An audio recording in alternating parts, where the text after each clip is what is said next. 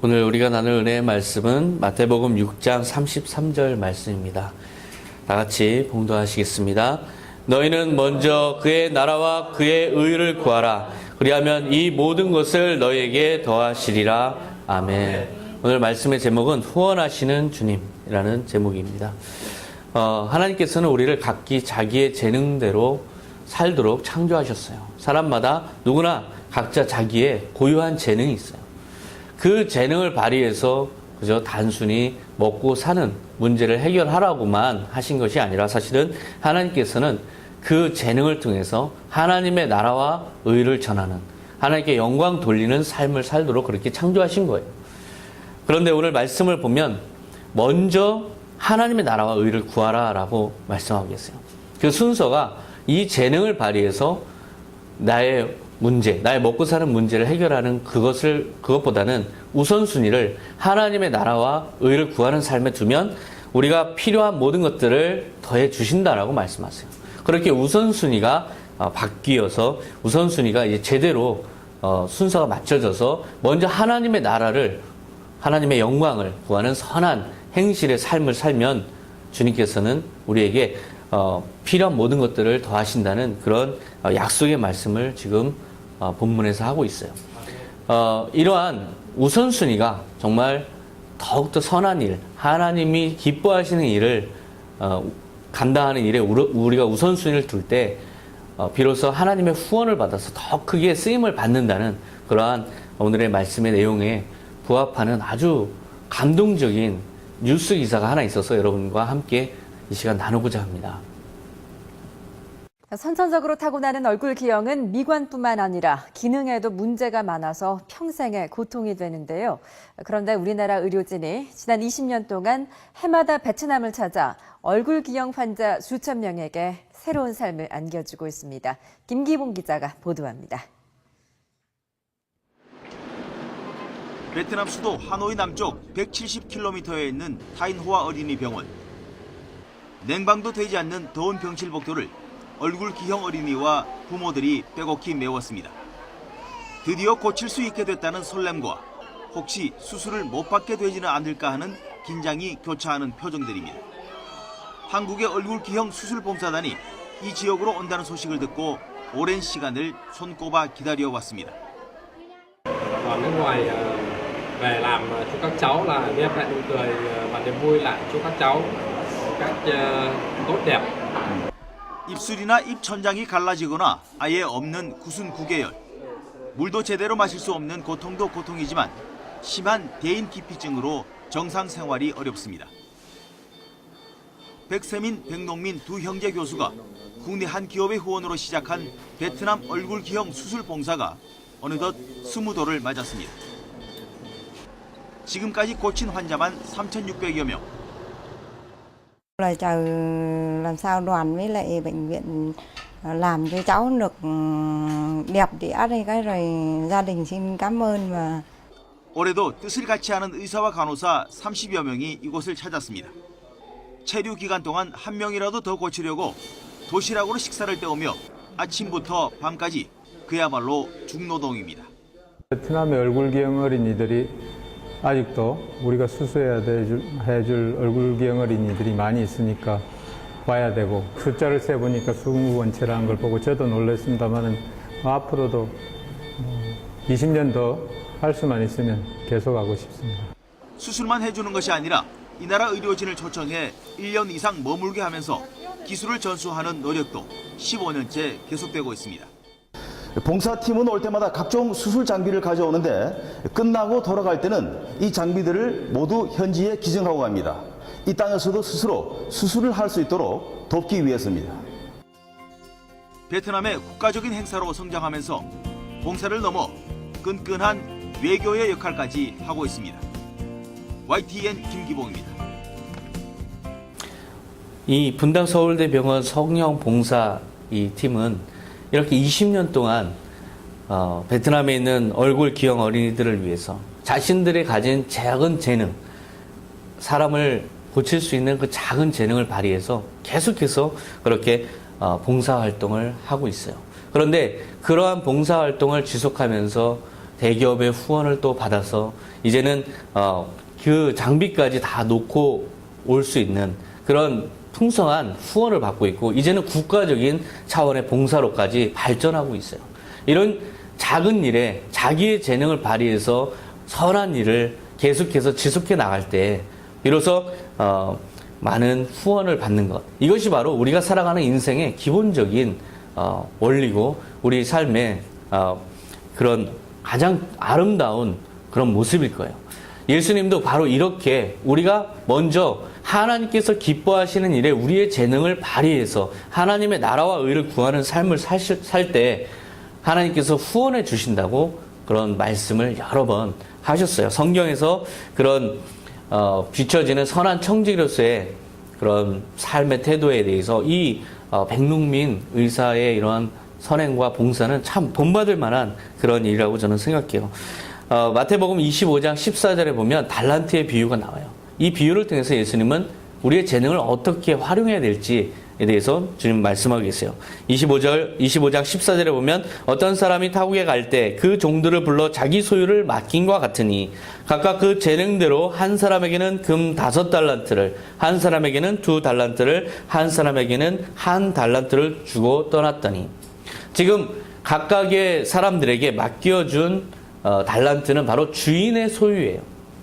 그 주인의 소유를 맡겨서 뭔가 자기 그 재능대로 그 주인의 소유를 맡겨줘요.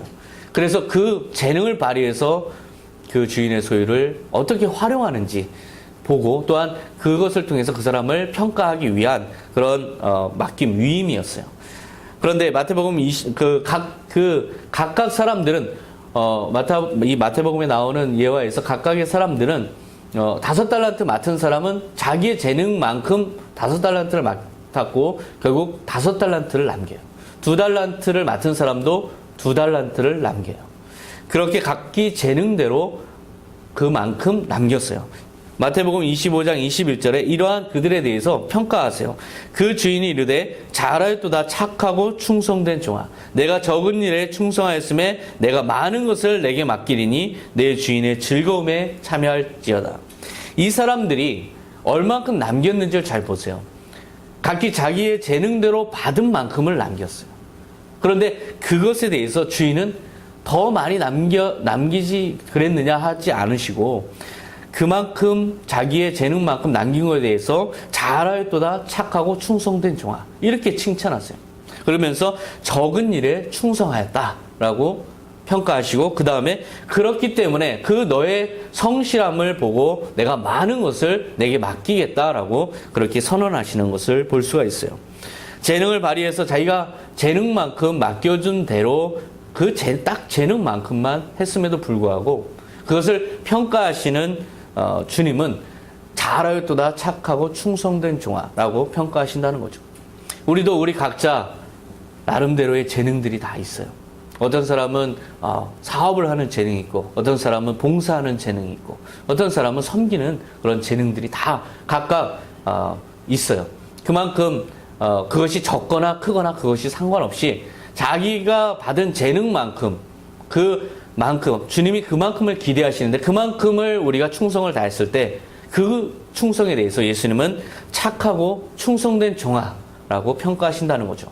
또한 그것을 더 넘어서 더 많이 감당할 수 있는 능력도 더 주신다는 그런 말씀을 오늘 우리에게 하고 있어요.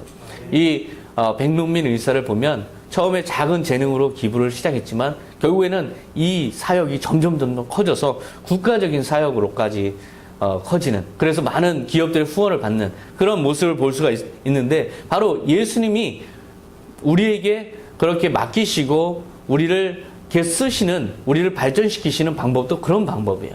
처음부터 많은 걸 맡기는 것이 아니라 내 재능만큼 할 수 있는 작은 일부터 시작해서 점점 그 충성됨을 보고 더 많은 일을 맡기신다는 거죠. 이것이 바로 선한 청지기의 자세예요. 우리 자신은 오늘 이 시간 이 말씀을 통해서 나는 과연 어떤 재능을 받았는가? 그리고 내가 받은 재능만큼을 내가 활용하고 있는가? 자기 스스로를 되돌아보는 그런 시간을 가져야 돼요. 혹시 내 재능은 너무 보잘것없고 너무 작아서 이거 가지고 뭘 하겠어 하면서 혹시 무시하면서 태만과 게으름에 빠져 있지는 않은지 자기 자신을 되돌아봐야 돼요. 혹은 나는 어떤 재능이 있지만 그것을 가지고 나는 뭔가를 하고 싶지가 않아. 뭐 남길 필요도 없어. 나는 아무것도 안 하는 게 그저 내가 선택할 수 있는 가장 최선인 것 같아. 라는 그런 무기력함에 빠져 있지는 않은지 자기 스스로를 되돌아봐야 돼요. 요즘 청소년들을 보면 정말 답답한 게 너무 많아요. 자기가 할 수 있는 재능을 먼저 발견하고 그 재능에서부터 어떻게 사회와 그 다음에 하나님의 일에 기여할지를 생각하는 것이 아니라 사회에서 돈 많이 버는 직업에 자기의 모든 목적을 맞추다 보니까 자기 재능도 잃어버리고 자기 재능도 발견하지 못하고 결국 내가 할 수 있는 능력 이상으로 너무 많은 걸 꿈꾸다 보니까 오히려 패배주의에 빠지고 그래서 무기력하게 주저앉아 있는 청소년들이 너무 많아요. 그런 모습 속에서 패배주의 때문에 결국 나는 아무것도 안 하는 걸 선택할래 라고 하는 그런 나태한 모습을 보이는 학생들이 많아지고 있는데 바로 그런 태도에 대해서 예수님이 또한 말씀하셨어요. 그 대상이 바로 한 달란트 맡은 사람이었어요. 이 한 달란트 맡은 사람은 뭔가 자기가 그것을 가지고 한다는 것에 대해서 두렵기도 하고 그리고 이걸 가지고 뭘 하겠어 하면서 체념하기도 하고 그래서 아무것도 하지 않는 걸 선택했어요. 마태복음 25장 25절에 보면 두려워하여 나가서 당신의 달란트를 땅에 감추어 두었나이다. 보소서 당신의 것을 가지셨나이다. 아무것도 안 하는 것을 선택한 후에 주인이 돌아왔을 때 주인에게 받은 한 달란트를 고스란히 넘겨주면서 한 말이에요. 그의 생각은 이거예요. 두려워서 나는 이거 가지고 뭘 할 수가 없습니다. 오히려 주인님이 더 능력이 많으시고 더 잘하시니까 주인님이 하세요. 저는 아무것도 할 수 있는 게 없습니다. 제가 뭘 한다고 해봤자 오히려 날릴까 두렵습니다. 저는 그래서 아무것도 안 하는 걸 선택하고 주님께 지금 돌려주고 있습니다. 그렇게 대답하고 있는 모습을 볼 수 있어요. 자기의 두려움 때문에 아무것도 시도하지 않고 도전하지 않는 그런 모습, 이런 모습에 대해서 우리 인간들은 우리들은 우리가 볼 때는 뭐 그럴 수도 있지 않을까. 아직 그렇게 뭔가 능력이 의지가 그렇게 크지 않기 때문에 그럴 수 있지 않을까라고 생각할 수 있지만 예수님의 목소리로 말씀하신 그분의 가치관은 조금 달라요. 마태복음 25장 26절에 보면 그 주인이 대답하여 이르되 악하고 게으른 종아 그러면 내가 마땅히 내 돈을 취리하는 자들에게나 맡겼다가 내가 돌아와서 내 원금과 이자를 받게 하였을 것이니라. 이 은행에 맡기는 일은 한 달란트 받은 사람이 할 수 있는 최소한의 노력이에요. 최소한의 할 수 있는 주인을 위한 일이에요.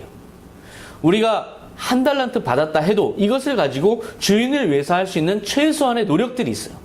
그 최소한의 노력, 그것을 기대한 것이기 때문에 그 최소한의 노력만큼이라도 하는 정성, 하는 노력의 태도, 그것을 보이지 그랬느냐 라면서 질책하시는 예수님의 가치관을 이 말씀을 통해서 알 수가 있어요. 왜 악하고 게으른 종아라고 책망을 받을까요? 그것은 자신이 한 달란트 받았다는 사실을 깨닫지 못하고 그리고 그것을 통해서 한 달란트 받은 그 일을 충분히 할 수 있다는 자기 자신을 믿지 못하고 그렇게 믿음이 없이 살았기 때문에 책망을 받는 거예요. 자기가 한 달란트 받았으면 한 달란트 남길 수 있는 능력을 주님께서 부여했다는 것을 우리는 믿어야 돼요. 망함의 두려움에 휩싸여서 결국 묻어두기만 하고 활용하지 않는다면 주님의 책망에서 우리는 자유로울 수가 없어요. 우리도 마찬가지예요. 각자 여러분이 받은 재능들이 있어요. 그것을 적거나 많거나 그것을 따질 필요가 없어요. 어떤 사람은 많은 일을 감당하는 걸 보면서 자기와 그런 사람과 자기를 비교하면서 위축될 수도 있어요. 오히려 부러워할 수도 있어요. 하지만 중요한 것은 지금 내가 받은 재능이 주님께서 주셨고 그 재능에 대한 기대는 그 재능만큼을 남기는 것이라는 걸 먼저 알아야 돼요. 그 자기의 재능만큼을 잘 감당할 때 그때 더 많은 일을 맡기시고 그것 또한 믿음으로 감당할 때 더 많은 일을 맡기시기 때문에 그 성실함이 무엇보다 중요하다는 것. 예수님은 그걸 보시기 원한다는 것을 우리는 깨달아야 돼요. 그렇게 우리의 재능을 활용해서 이 모든 능력을 발휘하는 것, 성실하게 발휘하는 것. 그것이 바로 주님께서 우리에게 원하시는 태도예요. 그것은 우리의 의무이자 우리의 기회이자 우리의 축복인 것이죠.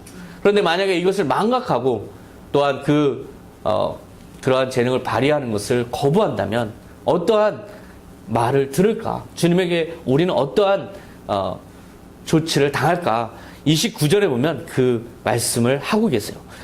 물은 있는 자는 받아 풍족하게 되고 없는 자는 그 있는 것까지 빼앗기리라 라고 주님은 말씀하세요. 이 말씀을 조금 더 각색을 해서 다시 한번 하면 무릇 남긴 게 있는 자는 받아서 풍족하게 되고 남긴 것이 없는 자는 그 있다고 생각하는 것마저 빼앗기리라 라고 하시는 말씀이에요. 맡겨주신 일에 충성을 다할 때 우리는 더 큰 능력으로 더욱 영화로운 일들을 감당해 나갈 수가 있어요. 그런데 만약에 자신의 재능을 망각하고 그걸 썩히고 그저 묻어두고만 있다면 결국 빼앗기고 만다는 것이죠. 다른 성경에는 이 빼앗기는 나의 달란트를 그저 소멸시키는 것이 아니라 더 많이 남긴 5달란트 남긴 자에게 오히려 주세요. 그래서 옆에 있는 사람이 왜 저 사람은 많이 남긴 사람인데 이미 가진 게 많은 사람인데 왜 저 사람에게 줍니까? 그랬더니 주님께서 하시는 말씀이 바로 이 말씀이에요. 물론 있는 자는 더 많은 것으로 맡김을 받는다.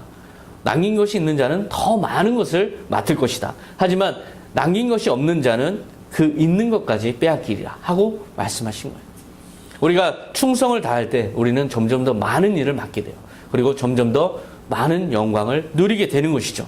그렇지만 자신의 재능을 망각하고 그저 다른 사람만 부러워할 뿐 자기의 재능을 무시한다면, 그래서 재능을 썩힌다면 결국 이렇게 부끄러운 일을 당하게 된다고 말씀하세요. 30절에 보면 이 무익한 종을 바깥 어두운 데로 내쫓으라. 거기에서 슬피 울며 이를 갈리라.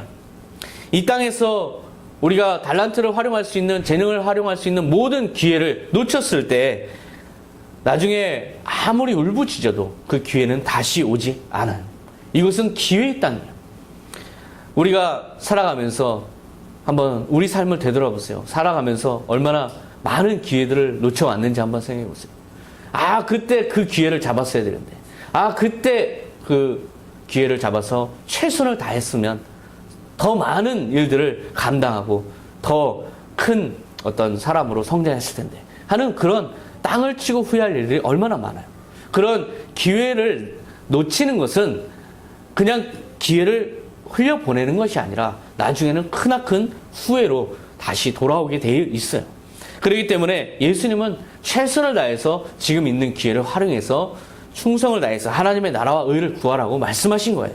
요한복음 9장 4절에 보면 때가 아직 낮음에 나를 보내신 이의 일을 우리가 하여야 하리라.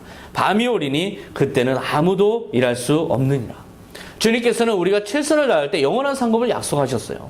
그 영원한 상급을 우리가 받을 기회, 그 기회는 이 땅에서 뿐이라고 주님은 말씀하셨어요. 예수님도 이 땅에 살아계실 때 잠을 자는 것 그리고 쉬는 것을 다 하나님께 반납하고 충성을 다해서 밤낮 없이 사역을 하신 모습을 우리는 성경을 통해 확인할 수 있어요. 여기에서 우리를 기회를 활용해서, 이 땅에서 기회를 활용해서 결국 하나님의 나라에서 영원한 상고로 받게 되어 있는 그 원리를 생각할 때 우리는 지금 바로 여기가 기회의 땅이라는 것을 알 수가 있어요. 우리가 그런 기회를 활용해서 최선을 다해서 재능을 발휘해서 일을 해 나갈 때 다른 사람으로부터 굳이 인정받으려고 노력할 필요도 없어요. 주님께서는 우리 모든 것을 다 알아주시는 분이세요. 사람들은 서로 보이는 거에 따라서 저 사람이 참 많은 걸 감당하는구나, 저 사람 참 수고하는구나 라고 판단하겠지만 우리는 그런 걸 신경 쓸 필요가 없어요. 예수님께서는 이 모든 것을 다 알아주시며 또한 영원한 상급을 우리에게 주신다고 약속하셨어요. 요한계시록 2장 23절에 보면 모든 교회가 나는 사람의 뜻과 마음을 살피는 자인 줄 알지라. 내가 너희 각 사람의 행위대로 갚아주리라. 이렇게 말씀하시는 거예요. 이 약속의 말씀에 따라서 우리는 영원한 생명을 이미 얻었고 영원한 하나님의 나라에서 우리는 영원한 상급을 받게 되어 있다는 것을 믿어야 돼요. 그리고 또한 그 영원한 삶이 지금 이미 시작되어서 이 땅에서의 부분을 지금 통과하고 있다는 것을 우리는 믿어야 돼요. 이 땅에서의 부분을 통과하는 지금 이 삶의 과정이 바로 기회의 과정이고 이것이 바로 주님께서 우리에게 주신 그 재능을 발휘할 기회의 땅이에요. 이 시간을 우리는 성실하게 보내면 더 많은 것들을 맡게 되고 결국 영원한 상급으로 우리는 되돌려 받게 돼 있어요. 이것이 바로 선한 청지기의 삶이에요. 그렇게 이 사실을 믿고 충성을 다할 때 주님께서도 계속해서 후원해 주신다고 말씀하셨어요. 반면에 많은 사람들을 한번 보세요. 이러한 예수님을 믿지 않고 살아가는 많은 사람들, 그저 이 땅에서 사는 것이 내 삶의 끝이라고 믿는 많은 사람들이 있어요. 영원한 나라는 있는지 없는지 알 수 없으니까 그저 이 땅에서 먹고 마시면서 욕망을 충족하면서 살아가면 그것이 최선이다라고 생각하는 많은 사람들이 지금 살아가고 있어요. 아무리 좋은 일, 선한 일 해봤자 누가 알아줄 것도 아니고 나만 고생이지 별 볼 일 없다라고 생각하고 그저 안락함만 추구하는 많은 현세 중심의 삶을 살아가는 사람들이 있어요. 그런데 한번 생각해 보세요. 예수님께서 그 사람들을 어떻게 판단하실지를 한번 생각해 보세요. 사람의 뜻과 마음을 살피신다고 하신 예수님이 그 사람들의 중심까지도 다 살피실 뿐만 아니라 그 사람들의 삶에 대해서 또한 어떻게 판단하시는지를 말씀을 통해서 우리에게 전해주고 있어요. 누가복음 12장 15절에 보면 삶과 모든 탐심을 물리치라 사람의 생명이 그 소유에 넉넉한 데 있지 아니하니라. 많이 쌓아두고 현세에서 부귀영화를 누리고자 하는 많은 사람들에게 예수님께서는 탐심이라고 정의 내리고 있어요. 탐심은 곧 죄니라 라고 골로새서에서 말씀하고 계시듯이 탐심으로 이해하고 있어요. 그런데 그 탐심을 지금 생명과 예수님은 비교하고 있어요. 사람의 생명이 그 소유에 넉넉한 데 있지 아니하니라. 어찌 보면 그렇게 사는 것도 하나의 선택할 수 있는 삶이라고 우리는 생각할 수 있어요. 하지만 예수님의 판단은 그렇지가 않아요. 그러한 삶은 탐심의 삶이고 그것은 그러한 삶을 사는 사람들은 자기의 운명, 자기의 생명이 어찌 될 것을 반드시 생각해 보라고 예수님께서는 경고하신 거죠. 그래서 다른 성경에 하나의 예화를 예수님께서 들으셨어요. 그것은 뭐냐면 밭에 소출이 풍성했던 부자 이야기예요. 어느 부자가 있는데 한 해 농사가 너무나 잘 됐어요. 풍년이 들어서 소출이 너무 많아서 자기 기존의 곡간으로는 다 담을 수가 없어요. 그래서 고민에 빠져서 혼자 속으로 생각하는 게 바로 누가복음 12장 17절에 나와요. 내가 곡식을 쌓아둘 곳이 없으니 어찌할까? 내 곡간을 헐고 더 크게 짓고 내 모든 곡식과 물건을 거기 쌓아두리라. 이 쌓아두겠다는 목적은 이 땅에서 편안한 삶, 누리는 삶을 살겠다는 생각이에요. 그렇기 때문에 19절에 보면 내 영혼아 여러 해 쓸 물건을 많이 쌓아두었으니 평안히 쉬고 먹고 마시고 즐거워하자. 이렇게 자기 영혼에 대해서 그렇게 얘기를 하는 모습을 볼 수가 있어요. 내 영혼아 여러 해 쓸 물건을 많이 쌓아두었으니 경제적 자유를 얻었어요. 경제적 자유는 자본주의를 살아가는 모든 사람들이 꿈꾸는 삶이에요. 그런데 그 삶의 목적은 다름 아니라 평안히 쉬고 먹고 마시고 즐거워하는 삶이라는 거죠. 많이 쌓아두고 편안하게 사는 삶. 그것은 자본주의를 살아가는 우리 모두의 모습과 닮아 있어요. 우리의 목적도 바로 그러한 목적이죠. 그런데 그런 삶의 태도를 가진 사람에게 예수님이 판단하시는 가치관은 좀 달라요. 누가복음 12장 20절에 하나님은 그에게 이렇게 말씀하셨다. 어리석은 사람아 오늘 밤에 내 영혼을 도로 찾아가면 내가 지금까지 쌓아둔 것이 네 것이 되겠느냐. 쌓아두려는 욕망에 대해서 예수님은 지속적으로 생명을 통해서 말씀하세요. 그 이유는 무엇일까? 이 땅이 전부가 아니라 하나님의 나라를 기억하라라는 그런 취지의 말씀이에요. 이 땅이 전부라면 그것이 맞다. 하지만 이 땅에서의 우리의 삶은 하나님께서 주신 재능을 가지고 그것을 통해서 하나님의 나라와 의를 추구하는 삶이 주 목적이지. 이 땅에서 쌓아두고 산다 한들 그것이 네 돈이 되겠느냐라는 말씀이죠. 누가복음 12장 21절에 그래서 자기를 위하여 재물을 쌓아두고 하나님께 대하여 부여하지 못한 자가 이와 같으니라 라고 정의 내리고 있어요. 자기를 위하여 재물을 쌓아둘 뿐 하나님에 대해서는 부여하지 못한 자, 이렇게 비교를 통해서 예수님은 우리가 하나님에 대해서 부요한 자, 즉 하나님의 나라와 의를 추구하는 데 있어서 투자하고 아낌없이 그것을 위해서 재물을 선용하는 자를 주님께서 원하신다는 그 가치관을 우리에게 보여주고 계세요. 제가 어느 가게 앞을 지나다가, 부동산 가게예요. 부동산 가게 앞을 지나다가 참 성차를 주는 하나의 그 붙여놓은 글귀를 보고 기억이 나서 지금 말씀드릴게요. 그 글귀는 이렇게 쓰여져 있었어요. 평생 모은 돈이 내 돈이 아니라 평생 쓴 돈이 내 돈이다. 이런 글귀가 있었어요. 참 아주 깊은 돈에 대한 가치관을 담고 있는 그런 아주 뜻깊은 글귀예요. 그런데 저는 거기다가 좀 첨삭을 해서 좀 더 완성을 한번 해볼게요. 평생 모아놓은 돈은 내 돈이 아니라 다른 사람의 돈이다. 그런데 평생 쓴 돈 중에 또 다 내 돈은 아니다.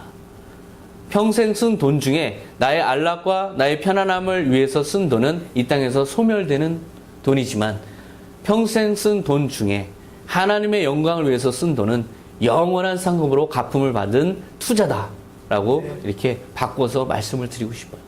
우리가 쓰는 많은 돈들은 결국 두 가지 종류예요. 나를 위해서 쓰는 돈, 그리고 하나님의 나라와 의를 위해서 쓰는 돈, 이렇게 나눠져요.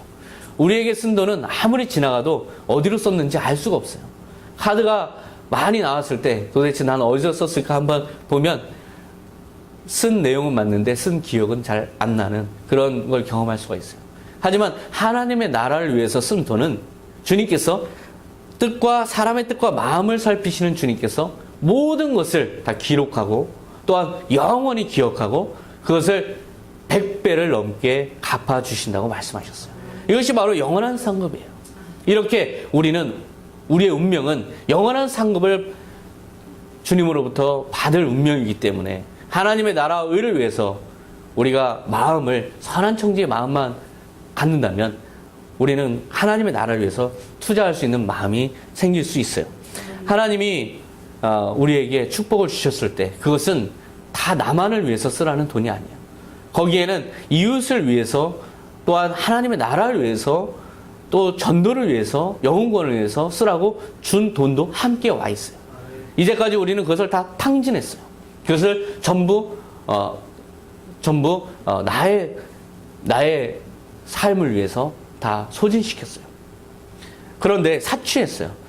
사취한 것이죠. 그런데 그렇다면 하나님께는 우리가 어떤 모습을 보이는 것일까 한번 생각해 보세요. 만약에 하나님께서 우리에게 그렇게 후원해 주시는데 그것을 우리가 우리 자신만을 위해서 쓰고 그것을 쌓아두고 그것을 우리의 미래를 위해서만 쌓아두고 모아둔다면 그것은 하나님에게 대해서 이렇게 말하는 것과 같아요. 주님, 저는 더 이상 돈이 필요 없습니다. 제 쌓아둔 만으로도 저는 충분합니다. 주님, 저에게 자꾸 주지 마십시오. 난 할 일이 없는 존재입니다.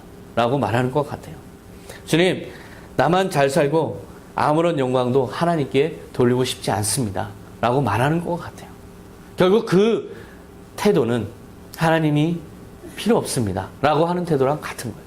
그렇기 때문에 쌓아두려고 하는 것에 대해서 탐심이라고 이해한 것이고 탐심은 결국 하나님 없이도 살 수 있는 자기 자신의 삶만을 추구하는 것이고 결국 그것이 죄라는 것이죠.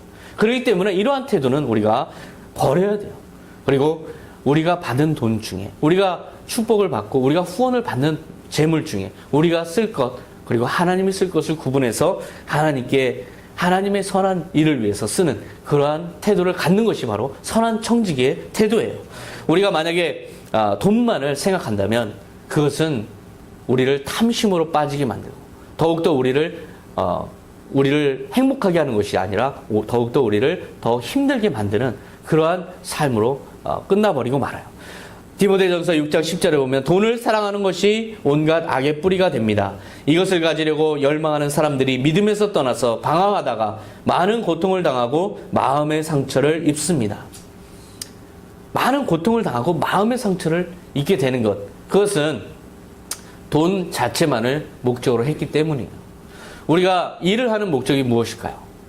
돈 자체를 목적으로 한다면 우리는 일할 맛이 나지 않아요. 그렇기 때문에 우리는 행복하지 않아요. 그렇기 때문에 우리는 계속해서 더 탐욕에 빠져들 수가 있어요. 하지만 우리가 일하는 목적은 돈 자체가 아니라 그 돈을 통해서 할 일을 위해서, 또한 그 일 자체가 하나님의 영광을 위해서 하는 것이라는 것을 알아야 돼요. 돈보다는 일이 더 중요한 것이죠. 그 일이 우리에게 의미 있는 일이어야 되고 영원한 생명까지, 영원한 나라에까지 이어지는 가치 있는 일이어야 된다는 거죠. 그렇기 때문에 돈 자체를 목적으로 하는 것이 아니라 돈을 통해 이룰 일을 먼저 생각해야 돼요. 그래서 그러면 하나님께서 그 일을, 그렇게 우리가 하나님의 영광을 위해서 일을 하는 그 모습을 보여드릴 때 하나님께서는 그 일을 지속할 수 있도록 또한 우리에게 아낌없이 후원해 주시는 거예요. 그래서 계속 후원받아서 계속 더 큰 일을 감당하고, 그래서 주님께 더 많은 영광을 돌리고 그렇게 살아가는 삶이 바로 주님께서 우리에게 그토록 말씀하시는 축복된 삶이라는 것을 모두 기억하시기 바랍니다.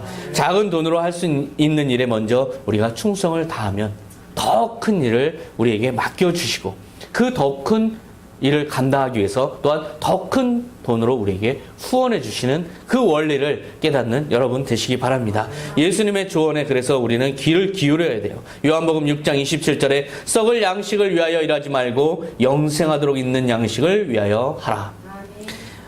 하나님의 나라와 의를 위한 일이 바로 영생하도록 있는 양식이에요. 영원한 상급으로 갚음을 받을 일이 바로 영생하도록 있는 양식이에요. 2016년도 우리는 삶을 시작했어요. 우리 한 해 나는 어떤 가치관으로 살 것인가? 어떤 목적을 가지고 일할 것인가? 단순히 올 한 해는 경제적으로 내가 좀 더 나아지기를 꿈꾸는 삶을 우리가 목표로 살아간다면 그것은 또 한 해 지나고 나면 후회만 남는, 그리고 제자리만 계속 맴돌았구나 하는 그런 후회만 남는 그런 삶이 되고 말 거예요.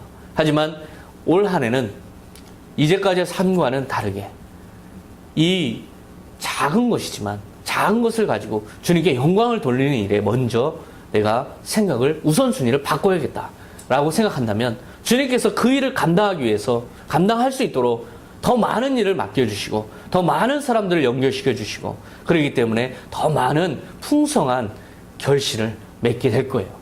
그것이 바로 2016년도를 준비하고 살아가는 우리의 태도여야 돼요.